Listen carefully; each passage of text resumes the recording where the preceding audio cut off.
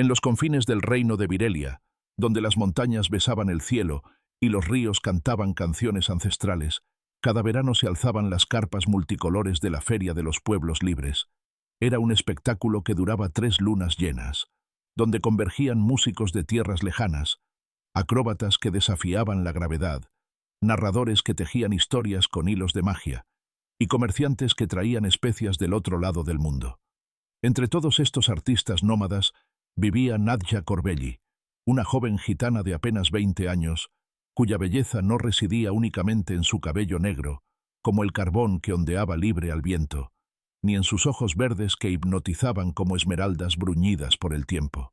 Su verdadero encanto emanaba de su espíritu indomable, de la manera en que danzaba con el fuego como si fuera su amante más fiel, y de cómo su risa cristalina podía iluminar incluso las noches más oscuras. Nadja había nacido en una caravana que viajaba por los caminos polvorientos de Europa. Su abuela, Esmeralda, le había enseñado los secretos del baile flamenco y la lectura de las estrellas. Su madre, Carmela, había muerto cuando ella tenía 12 años, dejándole como única herencia un collar de plata con una piedra luna que brillaba con luz propia en las noches de tormenta. La joven no sabía nada de castillos de mármol ni de protocolos de corte. No conocía las intrigas palaciegas ni las alianzas políticas que movían los hilos del reino. Solo conocía la libertad del viento en su rostro, el calor del fuego entre sus dedos y la música que nacía de su alma gitana. Su mundo era la carretera infinita, las noches bajo las estrellas y la hermandad de los pueblos errantes que compartían sus alegrías y penas alrededor de fogatas que crepitaban hasta el amanecer. Sin embargo, el destino es un tejedor caprichoso que entrelaza vidas cuando menos se espera. Su destino cambiaría para siempre la noche que una voz desconocida le habló desde detrás de una máscara de terciopelo negro, una voz que despertaría en ella sentimientos que jamás había experimentado. La luna llena de agosto se alzaba majestuosa sobre la feria cuando Nadja preparaba su espectáculo nocturno. Había encendido las antorchas que delimitaban su pequeño escenario improvisado, donde cada noche cautivaba a docenas de espectadores con su danza del fuego. Sus movimientos eran una sinfonía perfecta entre gracia y peligro, mientras las llamas danzaban a su alrededor como serpientes doradas que obedecían únicamente sus órdenes. Esa noche, mientras ejecutaba su número más arriesgado, un salto mortal mientras sostenía 2 antorchas encendidas, notó una figura solitaria al fondo de la multitud. Un hombre alto, vestido con una capa oscura y el rostro oculto tras una máscara de terciopelo negro adornada con hilos de plata. No aplaudía como los demás, pero su presencia emanaba una intensidad que la hizo sentir observada de una manera diferente, como si pudiera ver directamente en su alma. Cuando terminó su actuación y los espectadores dispersaron monedas de cobre en el suelo antes de retirarse, el hombre enmascarado se acercó lentamente. Sus pasos eran seguros pero respetuosos, y cuando habló, su voz tenía una cualidad hipnótica que la hizo estremecer. «Señorita, permítame felicitarla. He viajado por muchas tierras y he visto innumerables espectáculos, pero nunca había presenciado una danza tan viva. Es como si las llamas fueran extensiones de su propio ser». Su acento era refinado, diferente al de los campesinos y comerciantes que frecuentaban la feria. Había una elegancia en su manera de hablar que sugería educación aristocrática, pero también una calidez genuina que la tranquilizó. «Gracias, señor. El fuego y yo somos viejos conocidos», respondió Nadja, mientras guardaba sus antorchas en una bolsa de cuero. «¿Es usted acaso un noble perdido en nuestra humilde feria?» Él rió suavemente, y ese sonido resonó en el pecho de Nadja como una melodía olvidada que súbitamente recordara. «Soy simplemente un viajero que busca historias auténticas, y me parece que usted, bella dama, tiene muchas que contar». De su capa extrajo una rosa blanca perfecta, sus pétalos aún húmedos de rocío nocturno. «¿Me concedería el honor de acompañarla a tomar algo caliente? La noche es joven, y mi curiosidad por su arte es inmensa». Nadja dudó por un momento. Las reglas no escritas de su pueblo advertían sobre los forasteros, especialmente aquellos que ocultaban su rostro. Pero había algo en su voz, una sinceridad que traspasaba la máscara, que la convenció. «Está bien. Conozco un lugar donde sirven el mejor vino especiado de la feria, la taberna». El Cuervo Dorado era poco más que una carpa amplia con mesas de madera rústica y velas que proyectaban sombras danzantes en las paredes de lona. Nadia y el desconocido se sentaron en una mesa apartada, donde el rumor de las conversaciones de otros parroquianos creaba una atmósfera íntima. «Dígame, misteriosa danzarina del fuego, ¿siempre ha vivido en las ferias?», preguntó él, mientras servía vino especiado en 2 copas de peltre. «Nací en una caravana, entre Andalucía y los Pirineos. Mi pueblo no conoce fronteras permanentes. Somos hijos del viento y las estrellas», respondió Nadia, inhalando el aroma dulce y especiado del vino. «¿Y usted?». Su manera de hablar sugiere que ha recibido una educación refinada. «Digamos que he tenido la fortuna de estudiar en bibliotecas grandes y aprender de maestros sabios, pero los libros enseñan conocimiento, no sabiduría. Para eso, uno debe salir al mundo y encontrar personas como usted, que viven con autenticidad». Durante las siguientes horas conversaron sobre todo y nada. Él le contó sobre poemas persas que había leído, sobre la arquitectura de catedrales lejanas, sobre teorías filosóficas que cuestionaban la naturaleza del poder y la libertad. Ella le habló de las leyendas gitanas, de cómo leer el futuro en las líneas de las palmas, de recetas ancestrales para curar el corazón roto y de la música que podía hacer llorar a las piedras. «¿Por qué lleva máscara?», preguntó finalmente Nadja, cuando la conversación llegó a un momento de silencio cómodo. «Digamos que mi rostro viene acompañado de expectativas que no me dejan ser yo mismo. Detrás de esta máscara puedo ser honesto de una manera que no me permiten en mi vida diaria». «Entiendo eso», murmuró ella. «A veces yo también desearía poder esconder mi origen gitano. La gente nos mira con desconfianza, como si fuéramos ladrones por naturaleza, pero su origen es precisamente lo que la hace extraordinaria. No permita que los prejuicios de otros definan su valor». Cuando finalmente se despidieron, él besó suavemente su mano enguantada. «¿Volveré a verla mañana?», preguntó. «Si las estrellas lo desean», respondió ella, sintiendo por primera vez en su vida que el corazón le latía de una manera diferente. Durante las siguientes semanas, el hombre de la máscara se convirtió en una presencia constante en la vida de Nadja. Cada noche, después de su actuación, él aparecía como una sombra elegante, siempre con una flor diferente. Rosas rojas, lirios blancos, violetas púrpuras que decía haber recogido en prados secretos. Nunca intentó tocarla de manera inapropiada. Era un cortejo construido puramente de palabras, miradas a través del terciopelo, y pequeños gestos que revelaban una educación exquisita. Le traía libros de poesía copiados a mano, partituras de músicas que había compuesto inspirándose en sus danzas, y pequeños regalos. Un pañuelo de seda bordado con constelaciones, una cajita de música que tocaba una melodía melancólica, un espejo de mano con marco de plata.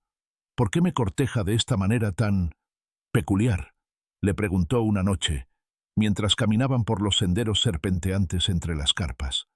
«Porque quiero que se enamore de mis pensamientos antes que de mi apariencia. Quiero que cuando finalmente vea mi rostro, ya conozca mi alma». Esas palabras la conmovieron profundamente. Había conocido hombres que la deseaban por su belleza exótica, otros que la despreciaban por su sangre gitana, pero nunca había conocido a alguien que quisiera conquistar primero su mente. Gradualmente, Nadia se descubrió esperando sus visitas con una ansiedad dulce. Sus conversaciones se volvieron más íntimas, más profundas. Él le contaba sueños recurrentes donde se veía encerrado en una jaula dorada, obligado a representar un papel que no había elegido. Ella le hablaba de su miedo a establecerse en un lugar, de cómo la idea de perder su libertad la aterrorizaba más que la muerte. «A veces siento que estamos destinados a ser eternos extranjeros», le confió una noche, mientras observaban las estrellas desde una colina cercana a la feria. «Usted en su mundo refinado, yo en el mío nómada». «Quizás», respondió él, tomando su mano enguantada, «pero quizás también estemos destinados a crear nuestro propio mundo, donde no importen los títulos ni los orígenes». Lo que Nadia no sabía era que ese hombre era Leandro Víctor de Borbón-Virelia, el príncipe heredero del reino. A sus 26 años, había sido criado para ser rey desde el momento en que tomó su primer aliento. Su educación había incluido lenguas clásicas, estrategia militar, diplomacia, economía, derecho, y todos los refinamientos necesarios para gobernar un reino próspero. Pero el precio de esa preparación había sido su libertad personal. Cada día estaba programado desde el amanecer hasta la medianoche. Audiencias con nobles, reuniones con consejeros, lecciones con tutores, entrenamientos de esgrima, ceremonias protocolarias que parecían no tener fin. Su padre, el rey Fernando III, era un monarca estricto que creía que la espontaneidad era enemiga del buen gobierno. Un rey no puede permitirse ser impulsivo, Leandro, le repetía constantemente. Cada palabra que pronuncias, cada gesto que haces, cada decisión que tomas afecta a miles de súbditos. No tienes derecho a la frivolidad. La presión había intensificado después de cumplir 25 años, cuando el Consejo Real comenzó a insistir en la necesidad de que tomara esposa y asegurara la sucesión. Habían desfilado ante él docenas de princesas, duquesas y condesas de reinos aliados, todas perfectamente educadas, políticamente convenientes y absolutamente predecibles. Harto de las obligaciones que lo asfixiaban, una noche Leandro había tomado la decisión más rebelde de su vida: escapar en secreto a la feria de los pueblos libres. Se había disfrazado de músico errante, había ocultado su rostro tras una máscara, y por primera vez en años había experimentado la embriagadora sensación de ser anónimo. Su intención original había sido simplemente observar cómo vivían las personas libres, aquellas que no tenían títulos que proteger ni protocolos que seguir. Pero cuando vio a Nadja danzar con el fuego, algo se despertó en él que había estado dormido durante décadas: la capacidad de sentir pasión genuina. En el palacio, nadie conocía su paradero. Había dejado instrucciones de que no lo molestaran durante una semana, alegando necesidad de reflexión espiritual. Sus guardias personales creían que estaba en sus aposentos privados, meditando y ayunando como hacía ocasionalmente. Durante esas semanas mágicas en la feria, Leandro había experimentado por primera vez en su vida lo que significaba conversar sin agenda política, reír sin calcular las consecuencias y sentir atracción sin considerar alianzas dinásticas. Se había enamorado de Nadja no por su belleza, aunque la encontraba deslumbrante, sino por su espíritu libre, por su honestidad brutal, por su manera de ver el mundo sin los filtros de la conveniencia política. Pero el deber, como una cadena invisible, no tardó en reclamarlo. Una madrugada, mientras Leandro regresaba de una de sus citas nocturnas con Nadja, encontró a su chambelán personal, don Alfonso de Mendoza, esperándolo en el límite de la feria con una escolta de guardias reales. «Alteza Real», dijo don Alfonso con voz grave, «Su Majestad el Rey está furioso. Ha descubierto su ausencia y exige su regreso inmediato. Hay asuntos de Estado urgentes que requieren su atención». El corazón de Leandro se hundió. Su escapada había llegado a su fin, pero su corazón permanecía en la feria, junto a una mujer que no sabía que había estado cortejando al futuro rey de Virelia. «¿Cuánto tiempo tengo?», preguntó. «Debemos partir al amanecer, Alteza. El rey ha convocado una reunión del Consejo Real para esta tarde. Se ha tomado una decisión importante respecto a su matrimonio». Esa noche, Leandro visitó a Nadja por lo que sabía sería la última vez como hombre libre. La encontró practicando una nueva rutina con antorchas, y la belleza de sus movimientos le partió el corazón sabiendo que quizás nunca volvería a verla. «Mi querida Nadja», le dijo cuando ella terminó su práctica, «debo confesarle algo doloroso. He recibido noticias que me obligan a partir mañana al amanecer». Ella dejó caer las antorchas, y por un momento el miedo destelló en sus ojos verdes. «¿Es algo grave? ¿Está usted en peligro?» «No precisamente en peligro, pero hay responsabilidades que no puedo eludir por más tiempo. Personas que dependen de mí y decisiones que solo yo puedo tomar». «¿Volverá?». La pregunta surgió de sus labios como un susurro desesperado. Leandro se acercó y tomó sus manos entre las suyas, deseando poder quitarse la máscara y besarla, pero sabiendo que revelar su identidad complicaría todo infinitamente más. «Le prometo por todo lo sagrado que existe en este mundo, que volveré por usted. No importa lo que tenga que enfrentar, no importa qué obstáculos se interpongan en mi camino. Usted ha despertado en mí algo que creía muerto, y no puedo simplemente abandonarlo. Pero ¿cómo sabré que cumplirá su promesa? Ni siquiera conozco su nombre verdadero». «Llámeme simplemente Lorenzo», mintió, usando el nombre de su hermano menor fallecido. Y en cuanto a mi promesa, confíe en que cuando un hombre encuentra a la mujer que puede amar sin máscaras, no hay fuerza en el mundo que pueda mantenerlos separados. Le entregó una última rosa blanca, pero esta tenía algo especial. Sus pétalos estaban marcados con pequeñas gotas de cera dorada. Cuando vuelva a verme, llevaré una rosa exactamente como esta. Será nuestra señal. Nadia lloró esa noche por primera vez desde la muerte de su madre, sin entender completamente por qué su alma se partía en dos. Al amanecer, él había desaparecido como si hubiera sido solo un sueño hermoso y cruel. El Palacio Real de Virelia era una fortaleza imponente de mármol blanco y torres puntiagudas que se alzaba en el corazón de la capital. Sus salones estaban decorados con tapices flamencos, pinturas de maestros renacentistas y muebles tallados por los mejores artesanos de Europa. Era hermoso, pero para Leandro siempre había sido más una prisión dorada que un hogar. Cuando llegó esa tarde, encontró a su padre esperándolo en el gran salón del trono, acompañado por los miembros más influyentes del Consejo Real, el duque de Almería, el conde de Valladolid, el arzobispo Montemayor y el canciller real. «Leandro», dijo el rey con voz helada, «tu comportamiento irresponsable ha puesto en peligro negociaciones diplomáticas importantes. ¿Dónde has estado?» «Necesitaba tiempo para reflexionar sobre mis responsabilidades, padre. He estado en retiro espiritual». «¡Mentiras!», rugió el rey. «Mis espías me han informado que has estado frecuentando ferias de gitanos y plebeyos. ¿Es esa la manera en que un príncipe se prepara para gobernar?»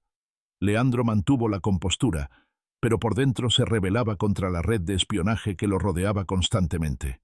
«Las decisiones se han tomado sin ti», continuó el rey. «El Consejo ha aprobado por unanimidad tu compromiso con la princesa Isabela de Castilla-León. La ceremonia de compromiso se realizará en 2 semanas, seguida de la boda en 3 meses. El mundo de Leandro se tambaleó.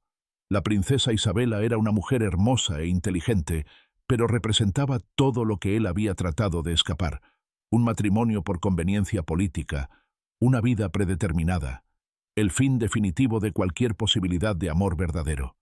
«Padre, solicito humildemente que reconsideren esta decisión. No estoy preparado para el matrimonio».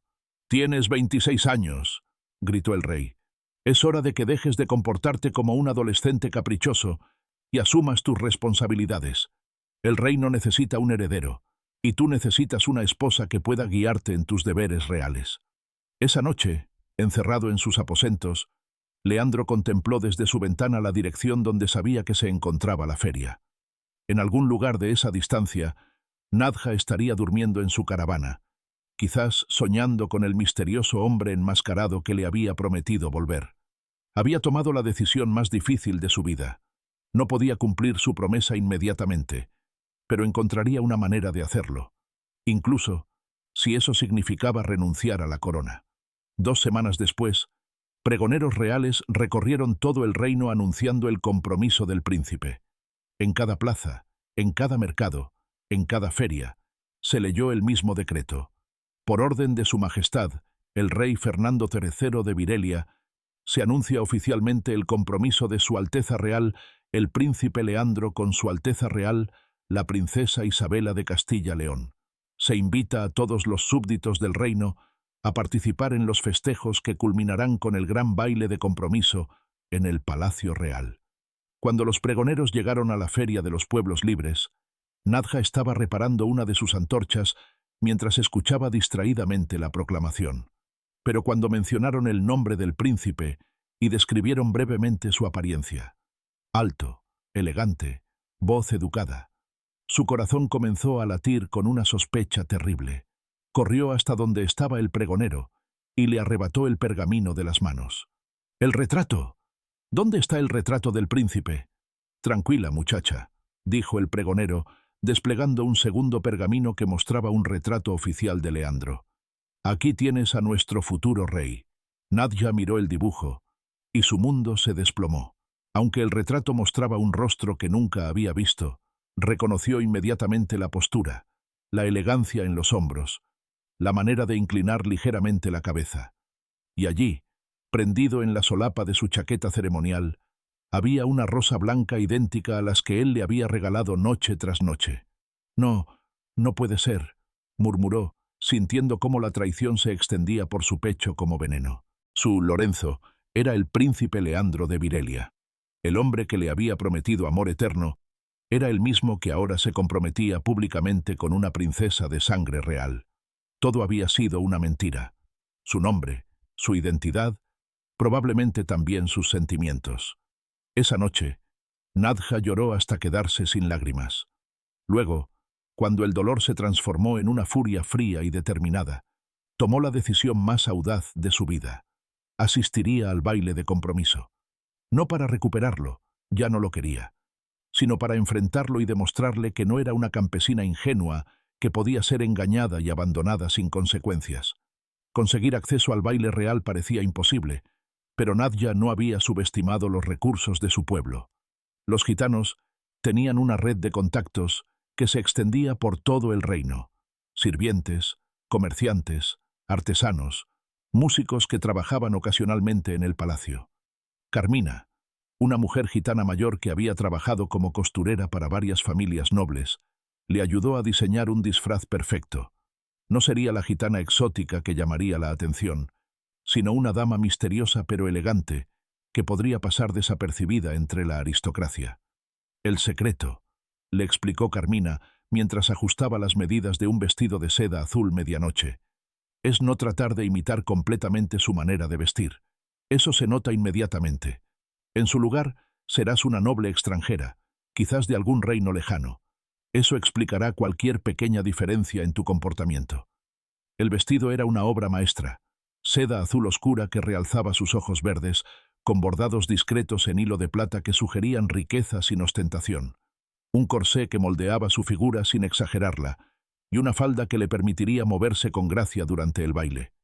Pero el elemento más importante del disfraz era la máscara, una creación delicada de encaje negro y plumas azules que cubriría la mitad superior de su rostro, permitiéndole mantener el anonimato mientras observaba cómo reaccionaba Leandro al verla. ¿Estás segura de que quieres hacer esto, niña?, le preguntó Esmeralda, su abuela, la noche antes del baile. La venganza puede ser un veneno que envenena más a quien la busca que a quien la recibe. No busco venganza, abuela.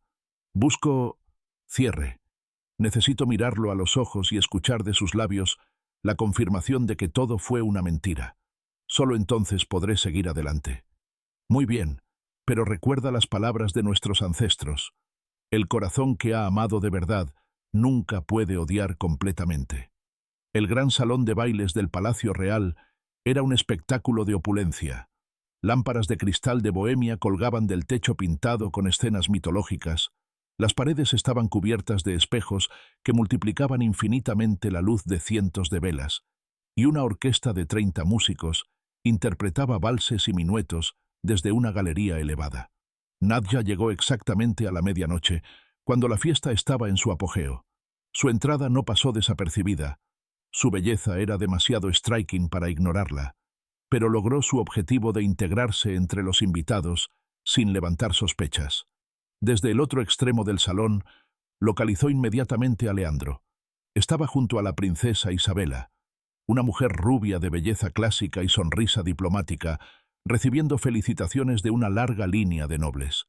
Llevaba un traje de gala negro con bordados dorados, y en su solapa, como una burla cruel del destino, lucía una rosa blanca. Durante una hora, Nadja se movió discretamente por el salón, observándolo. Lo vio reír cortésmente con los invitados, bailar con elegancia protocolar con su prometida y comportarse exactamente como lo que era, un príncipe perfecto cumpliendo con sus deberes reales. Pero ella conocía sus gestos íntimos, la manera en que se tocaba discretamente la sien cuando estaba incómodo, cómo sus ojos se perdían momentáneamente en la distancia cuando alguien hablaba demasiado, el tic nervioso de girar el anillo de sello en su dedo índice. Cuando finalmente la música cambió a un vals lento y romántico, Nadja se acercó. Caminó directamente hacia él, atravesando la pista de baile con una gracia que hizo que varias conversaciones se detuvieran para observarla.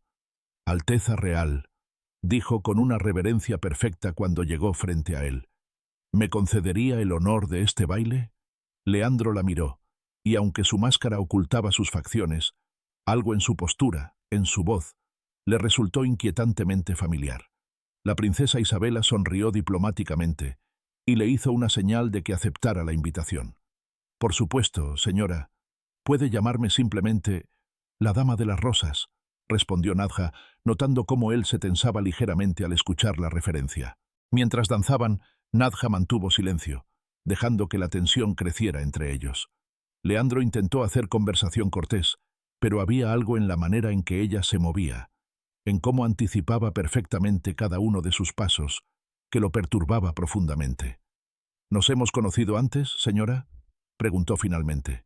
«Quizás en sueños, Alteza, o quizás en alguna feria de pueblo perdida donde los príncipes se disfrazan de plebeyos para cortejar a muchachas ingenuas». Leandro se detuvo abruptamente en medio de la pista de baile. Su rostro palideció, y por un momento pareció que iba a desmayarse. «No, no puede ser». «¿Qué no puede ser, Alteza? ¿Que una simple gitana se atreva a pisar su palacio? ¿O que descubra las mentiras que construyó tan cuidadosamente?» «Nadja», susurró, y su voz quebrada contenía una mezcla de horror, alivio y desesperación. «Ah, entonces sí me reconoce. ¿Qué memoria tan selectiva tiene Su Alteza? Recuerda a la gitana, pero olvida las promesas que le hizo». La música continuaba, pero otros bailarines comenzaron a notar que algo extraño ocurría en el centro de la pista. Leandro tomó el brazo de Nadja y la guió discretamente hacia una terraza lateral, lejos de los ojos curiosos. «Por favor, déjeme explicarle». «¿Explicar qué?», lo interrumpió Nadja, quitándose finalmente la máscara para revelar su rostro. «¿Explicar cómo se divirtió con la gitana ignorante mientras su verdadera prometida lo esperaba? ¿Explicar cómo cada palabra que me dijo era una mentira calculada? No, nada de lo que sentí fue mentira. Cada momento que pasamos juntos fue lo más real de mi vida. Entonces, ¿por qué? ¿Por qué no me dijo quién era realmente?» Leandro se pasó las manos por el cabello, destruyendo su peinado perfecto. «Porque sabía que esto pasaría. Sabía que mi identidad lo complicaría todo. Quería que me conociera por quien soy realmente, no por la corona que debo llevar. Pero la corona es parte de usted, ¿no es cierto? Es quien eligió ser. No elegí nada.